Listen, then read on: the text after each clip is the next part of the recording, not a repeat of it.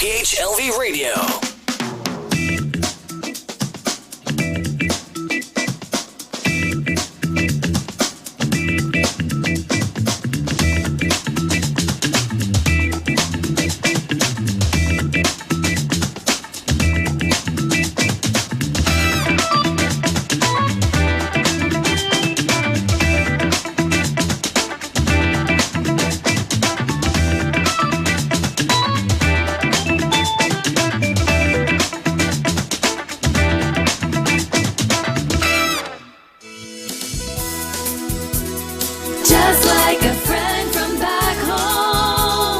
This is your Filipino radio experience in Las Vegas. PHLV Radio.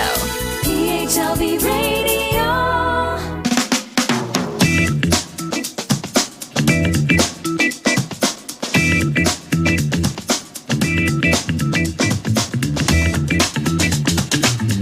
Hello, good evening. It's Saturday night and it's 10 p.m. here in the Pacific. Or I meet days in California. Of course, this is Josh Andowitt for Dear Kuya Jush. Magandang gabi po sa inyong lahat. If you are watching us from the Philippines, good afternoon. It's 2 p.m. on a beautiful Sunday. And I really wish that you had a wonderful lunch with your family and loved ones. And if you're watching from different parts of the world, good morning, good afternoon, good evening. It is so nice today because there's a beautiful letter we got from Olivia. Itatago natin siya sa pangalan Olivia.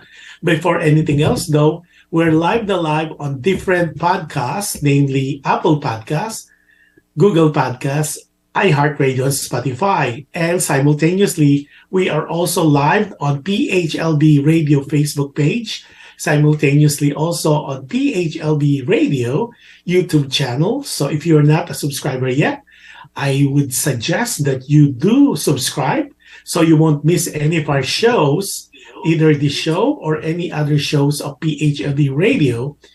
And all you have to do is like, share, and subscribe. So also, if you're using Alexa, all you have to do is say, Alexa, play PHLB Radio, and those people who are part of the Amazon Fire TV, that is no problem at all. All you have to do as well is look for PHLB Radio channel, and you will be prompted to our channel. Then if you are missing or you want to replay any of our show, that's okay as well. All you have to do is look for a PHLB Radio YouTube channel, and there's already a playlist of all the shows that we have done, past and current, and you could watch them so many times if you want, and that is your prerogative. I'm trying to log into all my social media as well, that's why I keep looking down. So yun po ang mga ganap natin ngayon. So I will be asking people to help me, because of course a lot of you are asking, can we be co-hosting also? Yeah, or I'm open for Dear Kuya Jush to co-host if you like. As a matter of fact, we have already a lineup of people who would like to guest, and especially if you think you could give some opinion, comments, or advice. As a disclaimer, anything that we say here, comments, opinions, at saka advice, are totally our own. This is the disclaimer po. It is not a reflection of PHLB Radio from the management or the owner. Again, it is not a reflection of PHLB management and owners. Okay, so this is para sa atin-atin lang po. So ngayon, hopefully, a lot of you are very adamant that we kind of tell you everything about our letter sender. So our letter sender po is si Olivia. That's not her real name. We're keeping her as a courtesy, so at least hindi siya ma-identify. At siya 50 years old at matandang dalaga. So she's a spinster. Mm-hmm. So yun po. Now, ang title ng episode natin ay BTS. BTS. Akala nung iba, that's why I kind of put it in parentheses, because they thought it's the Korean Korean K-pop. No, that's the BTS po stands for Believe, Trust, and Surrender. Yun po ang kanyang sinare sa atin ni Olivia. So Believe, Trust, and Surrender or BTS. Okay, eto na po. Simulan na natin ang napakagandang kanyang liham na sana ay kapulutan natin lahat ng aral and we will learn from that. Eto po. Dear Kuya Jush, sabi niya, good day to you, the viewers and listeners. Isa po akong member ng Team Replay. Sobrang happy po ako sa show ninyo. Lagi po akong nakikinig sa mga stories na sinishare ninyo sa program. Marami akong natututunan at mga bagay na kakapulutan ng aral o gabay ko sa buhay. I'm Olivia, 50 years old, matandang dalaga by choice, semi-retired na. Dati akong manager sa isang malaking department store sa Maynila. Kuya Jush, dami kong naging at mga problems dahil single ako. Maraming beses na I feel I am so lonely. Dahil nag-iisa lang ako sa buhay, ako lahat ang gumagawa ng mga bagay-bagay. Kuya Jush, okay ako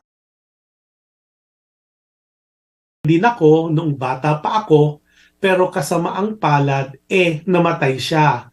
Naka 6 years din kaming together. With that, I learned so many lessons. I took my boyfriend then for granted.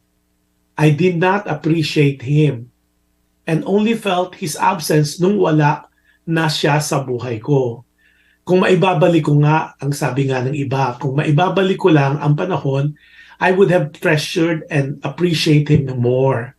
Pero huli na nga ang lahat dahil wala na siya. Marami din akong naging boyfriend after him, pero hindi ito nagtagal. Ako kasi ang may kasalanan.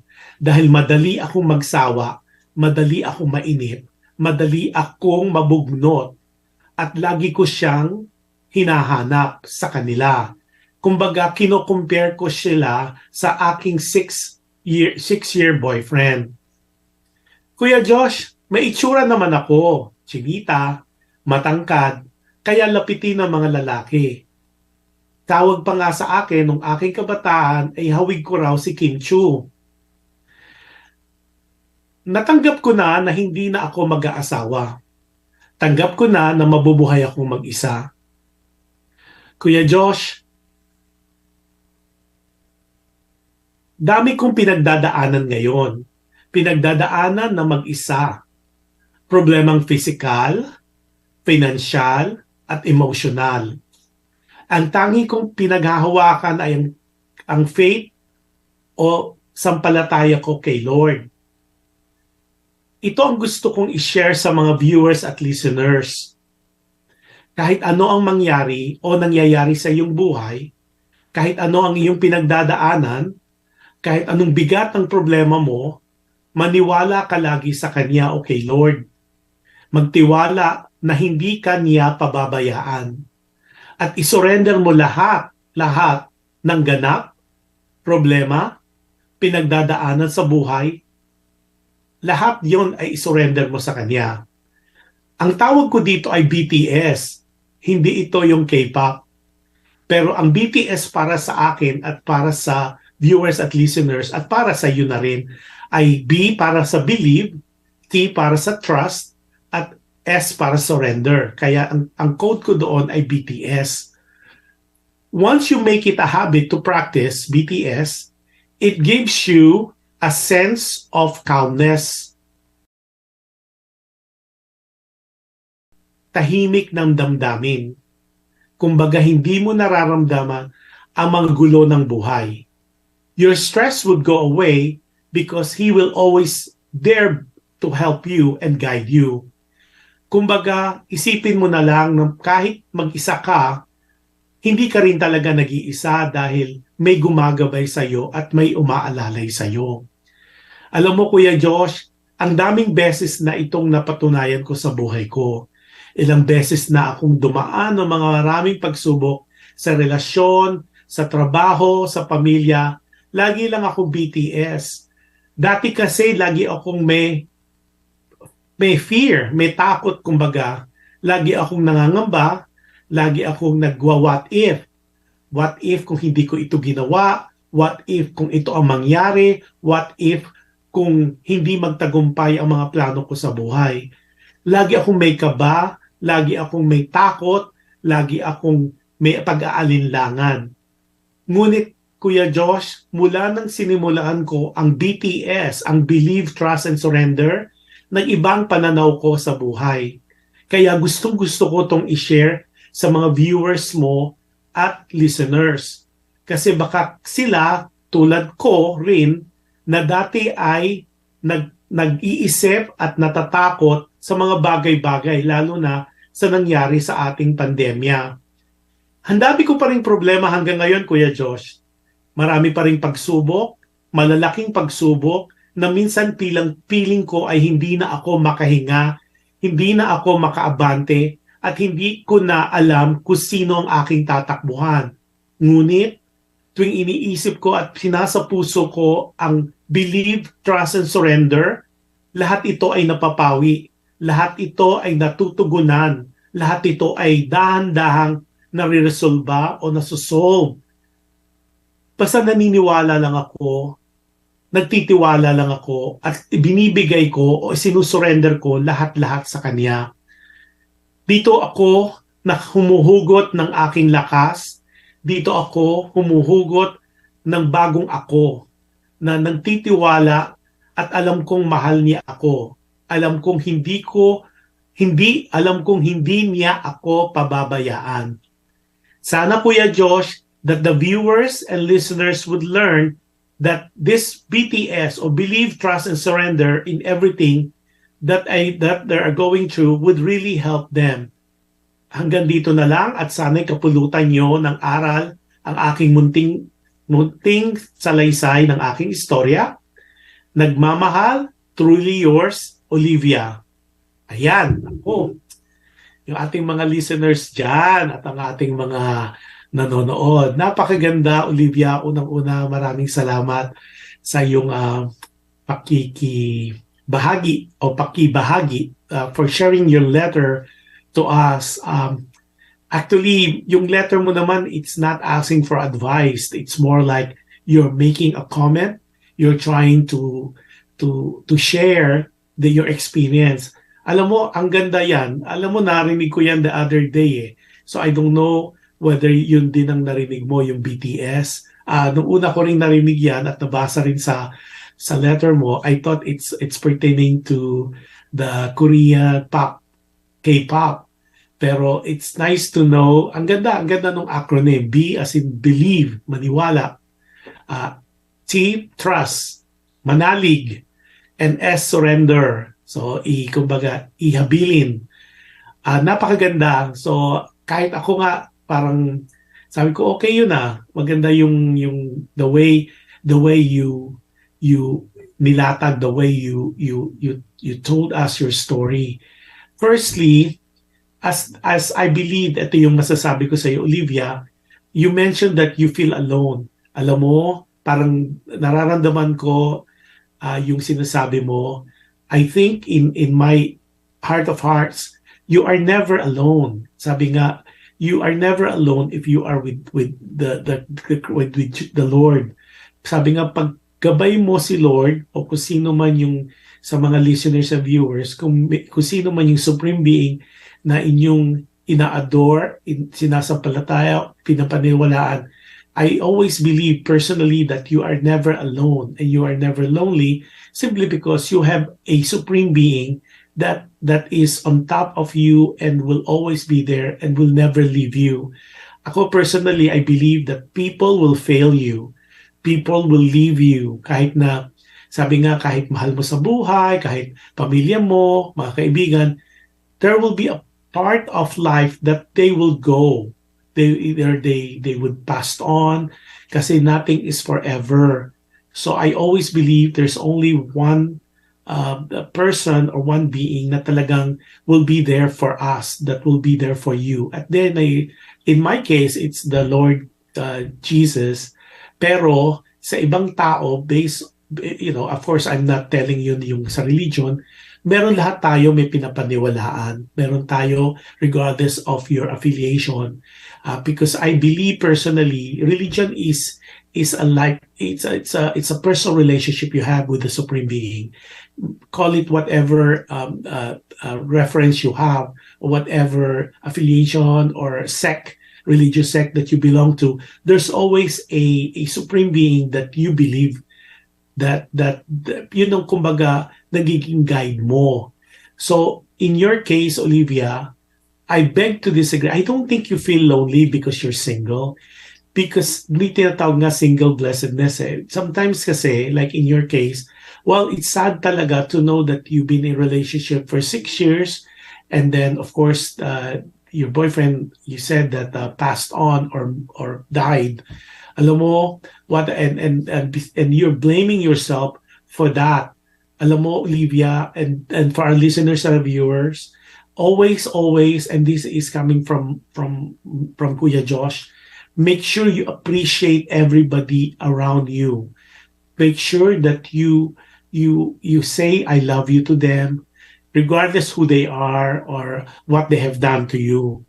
Alam mo, in life kasi, you never know what would happen to them. You never know whether they'll be around tomorrow. Sabi ko nga, this is very hard to practice, pero I always try, ako personally, I always try to live life as if it's my last day. So at least, di ba, hindi naman tayo perfecto. We have our own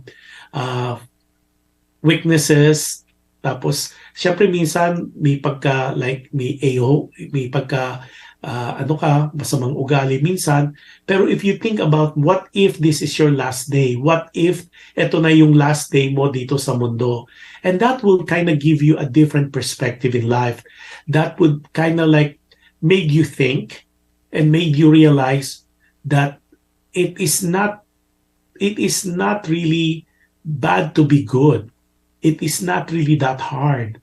It is okay, sabi nga, to be the bigger person. I always use that recently when people would approach me and say, I'm having difficulty of forgiving someone because they're really pushing me to be a bad person. They're really doing crazy things, silly things. They're really trying to hurt my person. They're trying to make bad stories about me. They're trying to invent or web lies about me. All I would tell a friend who would have said that to me is be the bigger person. It is always tough. It's not easy, but make a difference, because when you do that, it makes you feel better. It makes you deserving of the Lord's love. Sabi nga, diba, there's a passage in the Holy Book that says, what are the things that you need to do for others? Ang sabi lang, love your neighbor. So that's what I try to practice. Believe me, it's not a walk in the park. It's so hard because sometimes talaga it is so taxing. It is so, talagang it's a push sometimes, but it has to be done because that's what makes us a better person. So yung mga nakikinig at mga what do you think? Tapos yung taken for granted, we all are guilty of that. Even I. Kasi parang, di ba, when you have a relationship, you have a boyfriend, girlfriend, wives, husbands, or even in the family, you feel like they're just there. Nandiyan lang naman sila. There's always this, like what Olivia said, she ended up taking for granted this boyfriend of hers. And she realized that nalaman lang niya yung importance ng tao nung wala na. Nung either passed on na or like in her case, he moved on, kumbaga pumanaw. But in some cases naman, di ba, we have that, sabi nga, We only know the value, and this is, you call it a cliche, but you only the value of a person when that person is gone. You only know the value of something, or especially someone, when they're no longer in the midst. So yun, yung sinabi nga niya na nangihinayang siya, she would have done a better job, she would have done she would have done it differently. Nga na she had some relationship pa, pero it didn't last simply because wala, it was a choice na compare niya lagi. Oh, that's one thing I'd like to comment. When you go into another relationship, please do not compare your previous relationships. Kasi comparing would be so wrong. It would be so unfair to the other person. Kasi like I said this in one of the shows before, even our fingers, magkakaiba yan. So you cannot, hindi siya parang, yung run of the mill, kumbaga, it will be unfair to your relationship if you would compare at yung lagi mong hanapin yung nakaraan. Sabi nga, wag mo nang balikan ang nakaraan. Because if you compare that person, your current relationship, or whoever you're having a friendship with, do not compare it with your past relations. Kasi mafe-fail ka niyan. Even ito yan, ma-share ko sa inyo. When I do that, you lagi kang may hinahanap eh. And sometimes, because of you looking for that other person na wala na sa buhay mo, it makes a very sad life. Kasi, like what I said, no two people would be alike. Same thing with that person. Hindi niya siguro hinahanap din yung past niya sa'yo. So what I suggest for you to do is nurture that new relationship of yours, celebrate that new relationship, learn that person, and learn to accept that person as a whole. Kasi ang tendency natin, and I'm so guilty of this as well, when you go into a relationship, you tend to want to change that person. You want to make that person better than what he is or she is. But sometimes when you try so hard, kasi nga, ako kasi I believe that when you love someone, you love the whole person from his strength, his or her strength, and his and her weaknesses. When you try to change someone and mold them into your likeness, doon talaga nagkakaroon ng failure. At doon talaga nagkakaroon ng mga hindi pagkakaunawaan. Kasi nga, you're trying to make that person a different person than what she or he is. Diba? Parang isipin mo na lang, put yourself into her and his shoes. Gusto mo ba yung taong karelasyon mo ngayon, kumbaga, gusto niya, binabago ka niya, binabago the way you talk, the way you dress, the way your demeanor, the way you walk, the way you eat, the way you drink, at yung mga bagay. Di ba parang it's so condescending kasi sabi nga, kung nagmamahal ka, mahalin mo yung tao na buo. Hindi yung, of course, you want everybody to improve, pero you could improve, you could grow together. Hindi yung parang, uy, si ganito, aayusin ko yan, I will make her na, hindi na yan relation, hindi na yan healthy. Dahil nagiging project mo na yung minamahal mo. And that would be really, really, in my book, it would not work. Kasi nga, lagi kang merong gustong improve.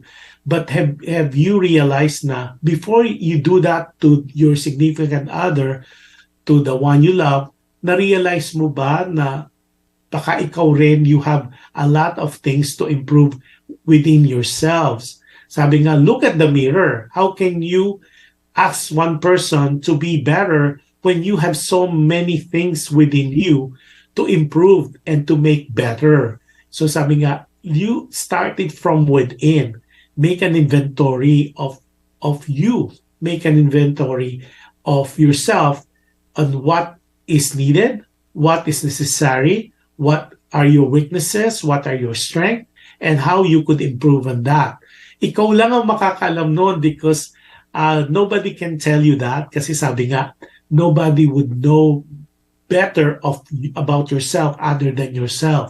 Sabi nga, you could lie to many people, you could make other people believe who you are, pero at the end of the day, only two people would know who you really are, and that is the Lord or the supreme being that you adore and you respect, and yourself. You cannot lie to those two people, especially to yourself. Alam mo what is necessary, alam mo what is needed, you know, and what is important that needs to be improved. Yon. Now, so yun namang sa kanyang BTS na yun talaga, i-apply ko yun sa sarili ko. Sabi mo nga, you are going through a lot of problems, which we all are. We go through so much in this day and age that it is sad, di ba? Parang it is so taxing. Kumbaga, ang daming mga ganap, especially like what I said time and time again. It was never been in us na magkakaroon tayo ng pandemya. It was never it was like in my case, it was never in my equation that we will go through a pandemic like we had. It's still here, but it's controlled because of the vaccination that majority of us, if not all of us, had already partaken or had already taken this necessary vaccination and booster. But it really affected not only a small segment of society, but imagine it's a global pandemic. Global yung tinamaan. And it hit not only health-wise, financial, even our mental health. Majority of our friends talagang tinamaan because in the past, and we talk about this in previous shows, akala lang natin it is only for people in medical field, and then as it prolonged, as the months go by, we felt and we found out that it's closer to home. We have friends, we have family members, relatives na talagang they succumb to this virus, at talagang ito yung masyadong tinamaan na it was really devastating to majority of us, not or if not to all of us. Tapos even the businesses were affected, even livelihood were affected. Kaya nga talagang sabi nga nawindang ang buong sambayanan, ang sanlibutan, simply because or the whole globe, the whole world. It was really an effect na talagang nagkasisihan, nagkaturuan kung sino and where it happened. But as we all know, especially majority of our society, we're resilient as a nation. As a culture, we could bounce back, just like anything that happened in the world. We could find joy and contentment kahit na, di ba, yun ang magandang sinasabi nga about being a Filipino or Filipino-American. In spite of all these bad things that took place in our society, we still are able to smile. We are still able to find some positivity on the situation. Nakaka-selfie pa nga sometimes, nakangiti pa rin. In spite of these adversities, in spite of what is happening to the world, we still find solace. Kumbaga, nakakakita pa rin tayo ng, kumbaga doon sinasabi, we still see a cup half full as opposed to half empty. Diba? Parang nakakakita ka pa rin ng some positiveness about the situation. Now, ang ganda nung sinabi, balikan ko yung sinabi ni Olivia, na believe, trust, and surrender. It is always, and I believe na talagang you really have to hold on to your faith. You really have to believe that things will happen for the better. Before anything, Sunny Francisco, hello, happy viewing. Sunny is watching us from Quezon City. Sunny, share ka naman kung meron ka na ma-share about believe, surrender and trust. So you really need to hold on to your faith. Sabi nga, I always tell people, like Tana, when you are fearful, pag medyo natatakot ka about your situation, at what you're going through, or what the problems you're facing right now, make your faith bigger than your fears. Kumbaga, lakihan mo pa yung yung sampalataya mo kaysa sa takot mo. Kasi yung takot is just fear itself. Huwag kang matakot, di ba? Parang i-embrace mo, pero maniwala ka na things will get better. Things will be improved. At ibibigay sa'yo yung dinadasal mo. I like what I said in time and time again, whatever you pray to the Almighty, and if it's good for you, I practically know it will be given to you. Now, and sometimes it's really immediate. You ask for it today, it's given to you within the same day. But sometimes it takes longer. Why? Because meron pa, ito yung paniniwala ko, there's still things that the good Lord is trying to do within yourselves, or to kumbaga improve within yourself, so you will be ready once your wish is given to you, yung pinagdadasal mo. Yung third naman, when you pray, hindi siya binibigay. That action alone, the non-answer of your prayer, is already an answer in itself, because in the long run, and it happened to me, parang ano na ako I'm so disappointed and dismayed, and at the same time naiinis minsan kasi parang what I prayed for, it was not given to me. Pero when the time comes, in the future, o dumating yung future, then you realize, yun ang medyo parang aha moment. Kaya pala hindi binigay at that time, is because had that request, that prayer request I did, would have been a disaster for me, would have been bad. It would have given me a bad effect. It would have not helped the situation, but made it more worse.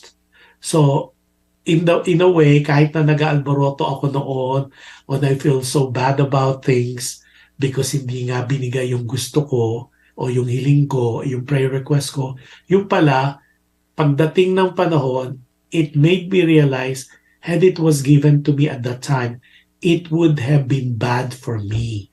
It would not be the right thing for me. Yun. Okay, balikan natin yung trust and surrender, ha. Sabi nga ni Alexander Francisco, hi Alexander, how are you?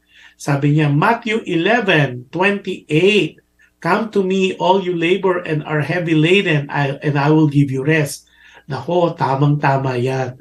Kasi sa sobrang daming problema natin, especially nowadays, to this day, that's why yung iba nga, they try to end it, parang yun ang kanilang escape, is to end it all. Sabi nga, all you really surrender mo. So I'll keep that a little bit, Alexander, kasi gagamitin ko yan sa surrender. Yung trust, ito importante ito kasi we believe, maniwala ka, make your faith bigger than your fear. Yung trust naman, parang wag kang mag-alingangan. Do not have any iota of doubt in yourself, kasi alam mo, there's always this supreme being na aalalay sa'yo. Parang think about it when we are still babies and toddlers and growing up, di ba? We have that childlike faith na hindi tayo pababayaan ng magulang natin. Di ba? When we cry, ayan, padededehin ka. When you're hungry, they'll feed you. When you cannot walk, they will support you. Your family and your family members would always be there to guide you.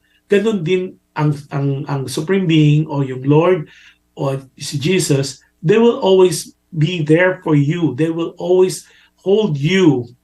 Sabi nga, ito yung invisible, visible. Meaning, you might not see them, but they're just there. Kasi alam mo, you just have to trust. Maniwala ka lang. Paniwalaan mo lang na you will always be guided. You will always be protected. You will always be loved. Huwag mong ilalagay sa isip mo ang distrust. Huwag mong ilalagay sa consciousness mo na it thinks that you are alone, because you are never alone. You are always guided. You're always part of a bigger plan na yung nangyayari sa iyo, it's already part of a grand design. Hindi ka pa pinapanganak. You're not even been born and there's already a grand design for you. Minsan lang, pumapalpak tayo. Why? Because we have a free choice. Minsan, when we follow our, kumbaga, pinapalo natin yung kung ano yung masarap para sa atin, na with not following what is right and what is good, dun tayo na-fail. And that's really what you call free choice. Di ba minsan parang when you go, when you're driving or when you're walking, you go into an intersection na you could go left or you could go right. That's the choice. Nasa ano ka, quandary of where do you go left or do you go right. And yun ang kumbaga, you need to make an intelligent choice. At the same time, you need to make sure na guided ka. And how do you do that? You pray. You pray for discernment. You pray for guidance. You pray for enlightenment. Because ang masasabi ko, and I am using my own experience, prayers is the best weapon you have. Kumbaga pupunta ka sa giyera, di ba, if you go to a war, you have to have all the equipments, the guns, the grenades, the maps, at saka yung situation, the plan. But with prayers, that's everything in itself, kasi ito na yung weapon mo talaga when you go through the battle or to the war called life. Sa buhay, ito yung sa yung sandata. This is the best weapon you have. Kasi when you believe, sabi nga nila, and I know it was asked before in other previous shows, na ano ba yung prayer? All I could tell you is, depende on what you believe and who you believe. Pero if you are Christian or Catholic, you belong to that group, nasa Holy Bible, it's the Lord's Prayer, the Our Father. That's the prayer that Jesus told the apostles. So that is very very open, and it's no secret. Then of course, if you are part of the Marianites, or if you're a Marian, then of course it's the Holy Rosary that was advised na if you could pray it every day, because yun ang hinihiling ng Blessed Virgin. So doon naman sa ibang religion, it really depends on the Supreme Being or the what you have, what your relationship with the Supreme Being that you adore and you believed in. So I am just using what I know and what I have as far as my relationship with my Lord. Okay? Now, yung trust. So we already talked about belief, we already talked about trust, and now surrender. Dito papasok ngayon yung sinasabi ni Alexander na Matthew 11 verse 28. Come to me, all who labor and are heavy laden, and I will give you rest. Dito pumapasok yung surrender. Dito pumapasok yung alam na agad niya na you needed help. At minsan na-overwhelm tayo. Minsan the situation is really way bigger than we could handle. Then what it means is surrender it to Him. Because He will give you rest. That rest is the peace of mind, the calmness that you would feel once you realize, once you believe, once you trust, and once you give it back to Him, and you couple it with your prayers, that things will get better. Problems will be solved. Whatever you are going through, whatever hardship it is, regardless how difficult it is, either emotionally, physically, or financially, those will have an answer, because you have a powerful Supreme Being that's there for you, will always be there. Sabi nga, siya yung Omega, siya yung Alpha, at siya yung Omega. in the beginning and the end. If you believe that, you would have a sense of calmness kasi naniniwala kang masosolve ito. Mukhang napakalaki ng problema, mukhang napaka-challenging, mukhang napaka-taxing, pero if you lay it to Him, He will give you rest, regardless how heavily burdened you are. Kasi yun ang kaniyang promise sa ating lahat, that I will give you rest, just let me handle it for you. Believe and trust that I will help you, that I will solve it for you. Okay? Now, dagdag pa ni Alexander, aba, Feli Alfian, I miss you, Feli. How are you? Feli is watching from Seattle, Washington. Siya po yung owner ng Pinoy Style Peanuts. It's being carried sa mga Seafood City, sa Maryland, in Maryland Avenue sa Las Vegas, and there's other stores pa. At you need to try it. I covered her before. If you know more about her product, we did mention, and she was guest on my other show, alam mo ba? It's a Pinoy style mani. So it has garlic flavor. It has yung basta you look it up. It's very, very good, very crunchy, very tasty. At it's Filipino owned by Filipinos for Filipinos, and it's really for Filipinos abroad. And it's being ang sarap kasi it's really different. Okay? Sabi niya, sabi ni Felia, hi Kuya Josh. I'm good and good seeing you, Kuya. Miss you. I miss you more. Okay, dagdag naman ni Alexander. Psalm.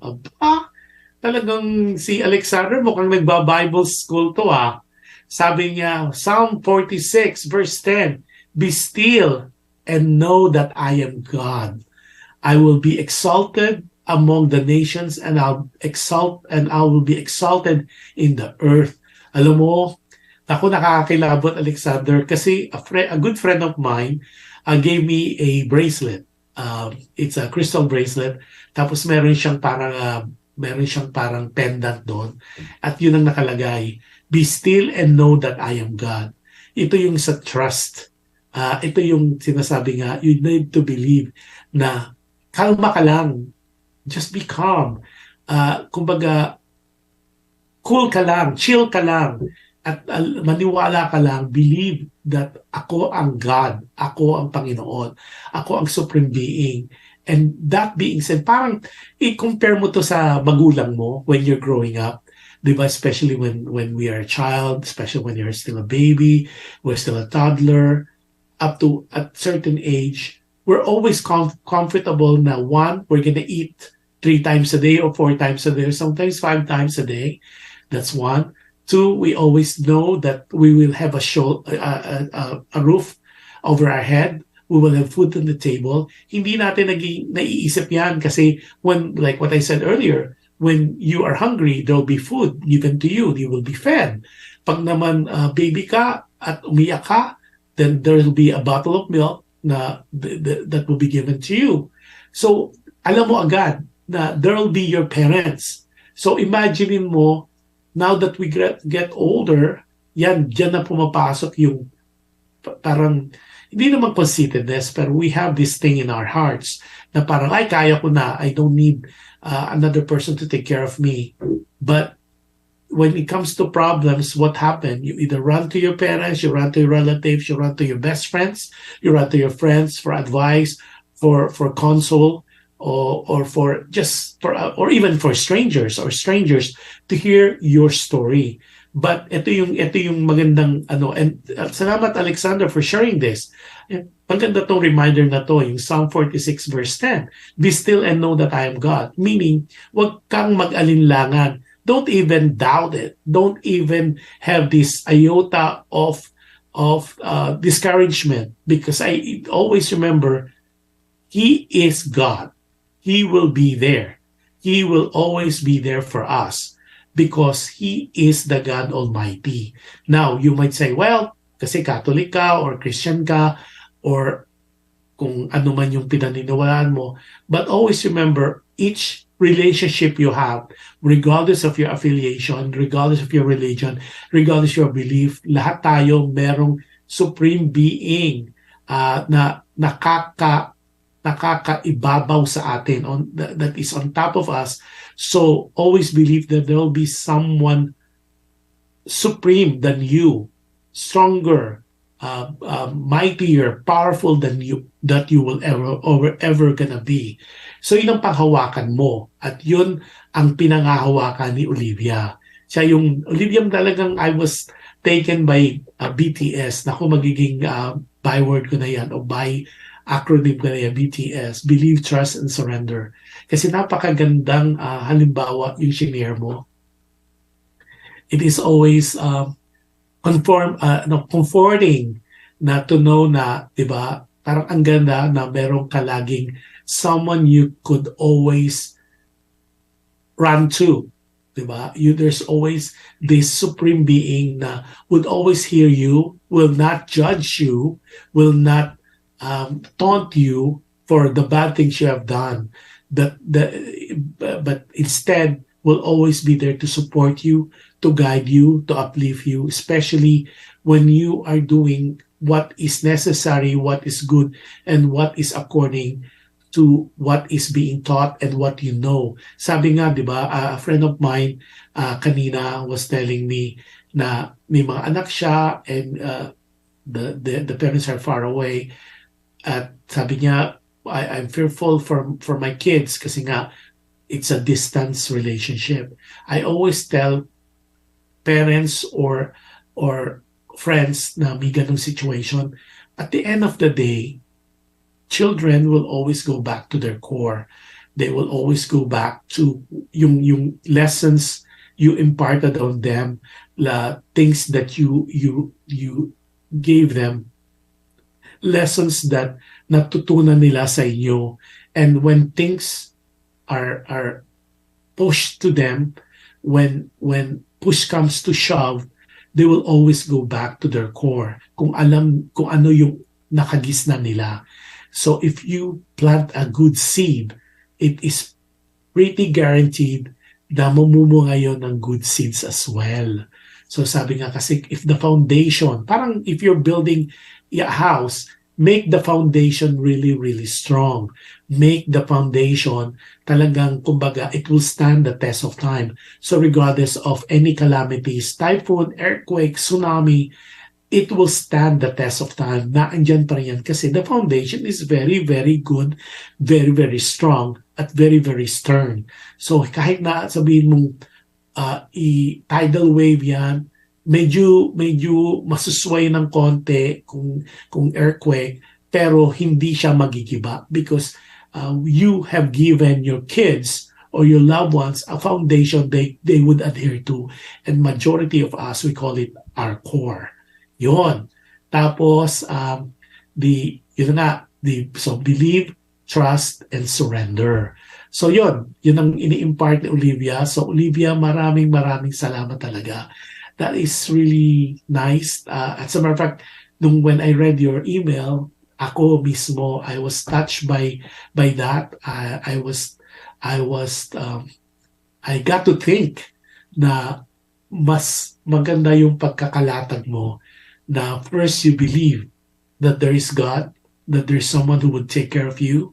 Second, you need to trust that things will get better, things will be solved, anything that you're going through, there will always be a solution.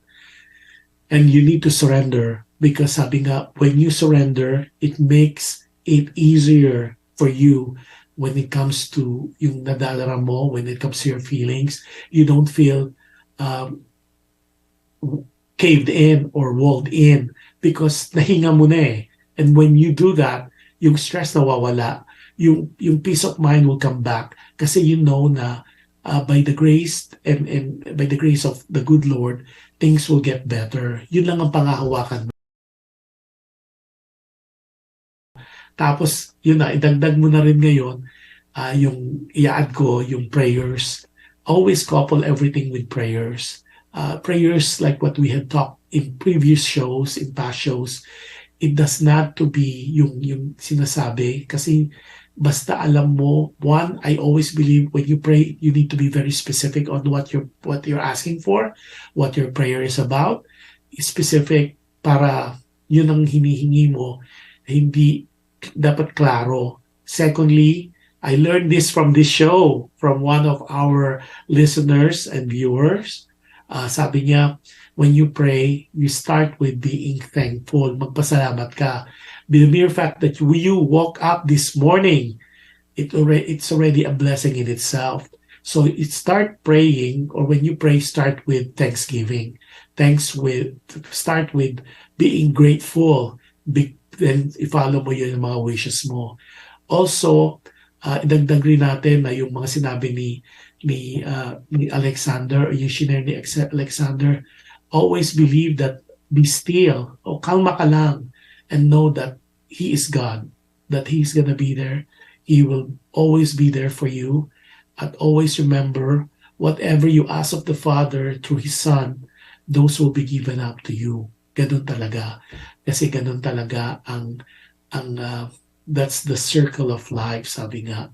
And then, ang maganda kasi noon, and I do that now, when things gets better, it's, for example, you're going through so much, and we all do, even we're going through that as well.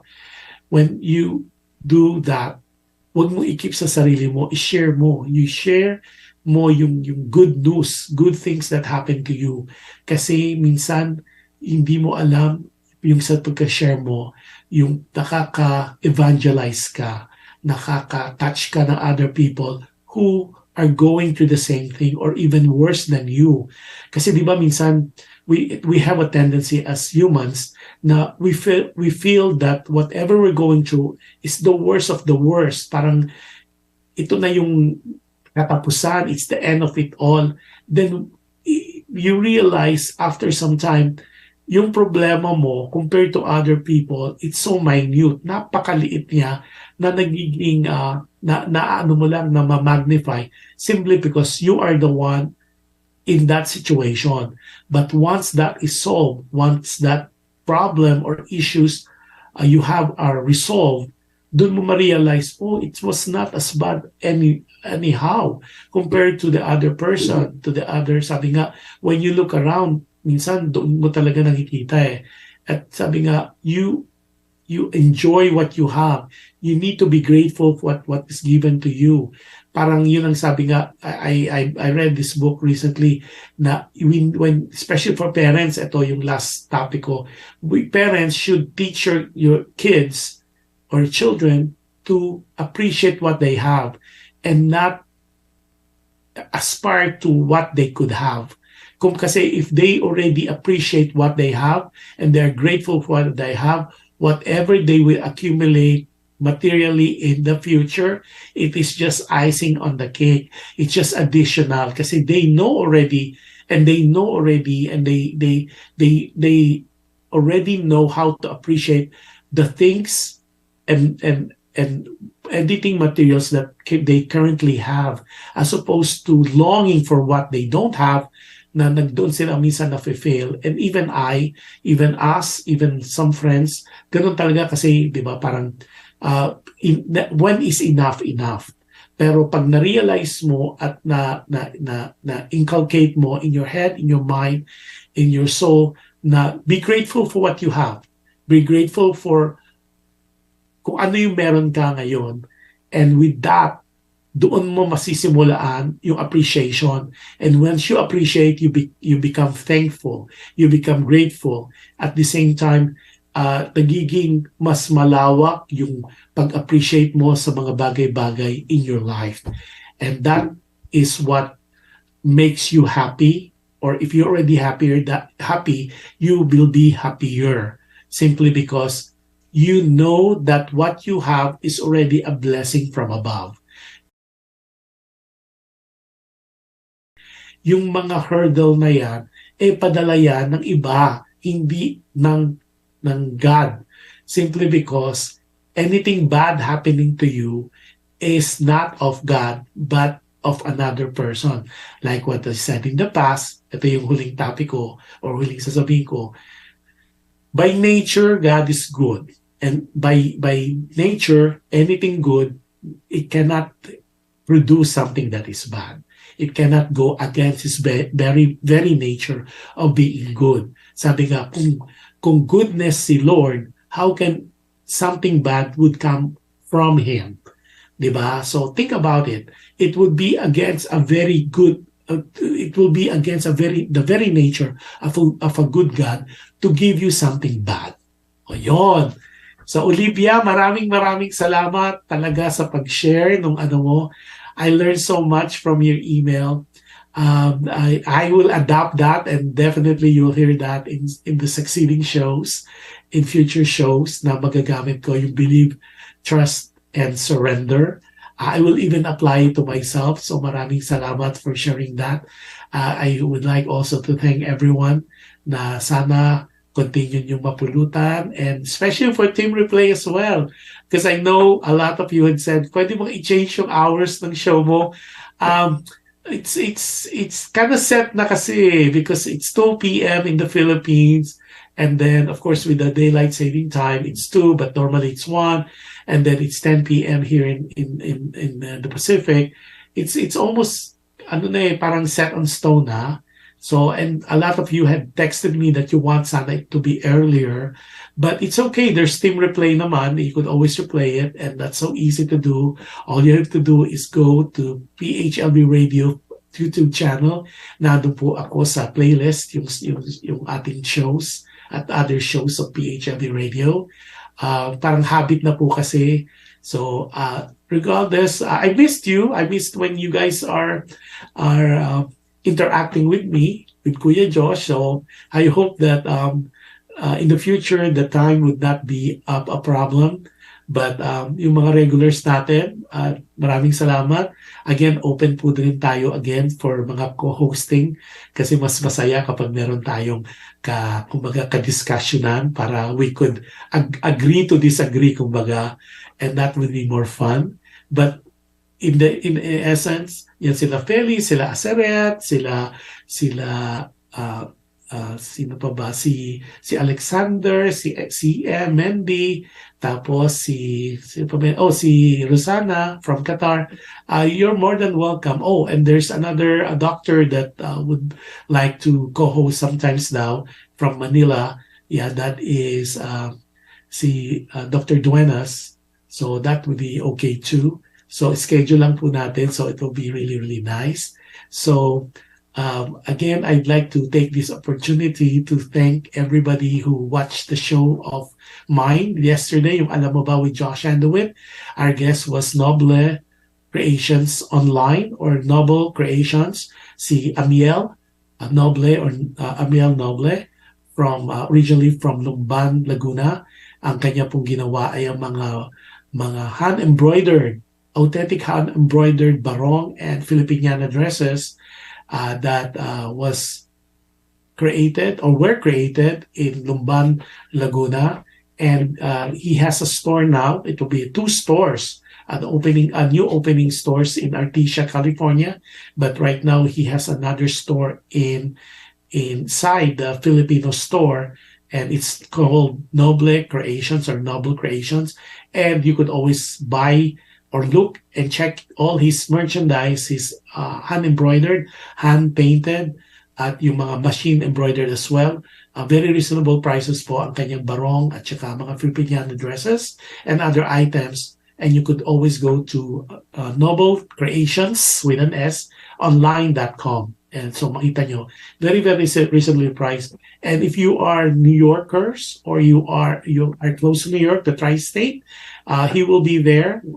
He will be participating in New York Fashion Week this coming weekend. So abangan nyo lang po. There's posters that we posted already on my previous show on Alam Mo Ba. At support po natin kasi it's by Filipino for Filipino, and those are well crafted.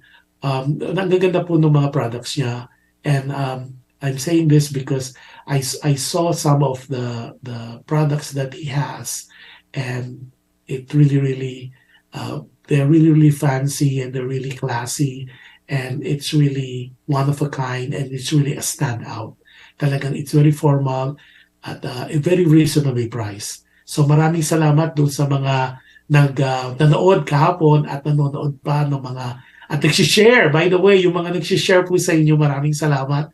I am in awe and I am lost of words to express my gratitude kasi po by sharing that nakakataba po ng puso at even when you talk about it at na mukha talaga pong nakakapulutan nyo ng mga mumunting aral, nuggets of wisdom itong mga shows po natin at ito po ay ang tagumpay po ng show na to ay dahil sa inyo, sa listeners and viewers at we welcome po constructive criticisms whether you text me, PM me, those are all welcome simply because that's how we learn, that's how we improve, and together we will grow. So before we close the show, I always advise people, ang comment ko lang po, be kind. You can never go wrong with kindness. And regardless how difficult it is, any act of kindness that you do to people or to someone, it is pretty guaranteed it will come back to you in so many forms, in so many ways, in different times.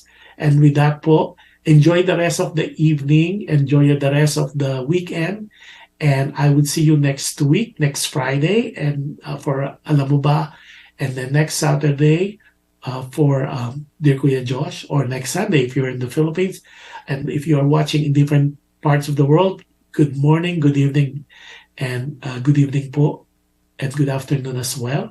Maraming salamat po sa inyong pakikinig at sa inyong panonood. Hanggang sa muli, God bless us all. Good night, everybody. Have a pleasant, wonderful weekend next week. And keep safe, keep blessed, and we'll see you. God bless us all. Good night po. Good morning. Good afternoon. Good evening. Bye-bye.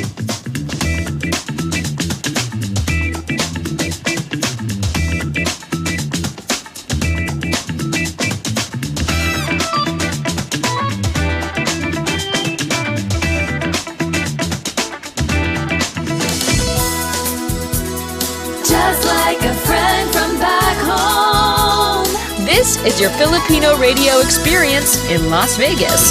PHLV Radio.